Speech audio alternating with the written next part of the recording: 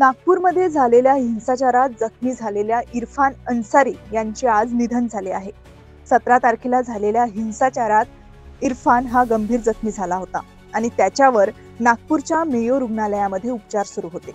त्याची प्रकृती गंभीर असल्यामुळे त्याला आयसीयू मध्ये ठेवण्यात आले होते।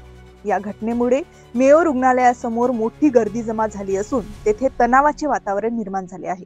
पोलिसांनी खबरदारीचे उपाय म्हणून मेयो रुग्णालय परिसरात मोठा पोलीस बंदोबस्त तैनात केला आहे। तसेच सशस्त्र जवान सुद्धा या भागात तैनात केले आहे। यासोबतच मोमिनपुरा, हंसापुरी, चिटणीस पार्क आणि भालदरपुरा यासह तहसील, लकडगंज, गणेशपेठ या भागात सुद्धा पोलिसांचा बंदोबस्त वाढला आहे। इरफान अन्सारीच्या मृत्यूनंतर नागपूरमध्ये एकच खळबळ उडाली आहे।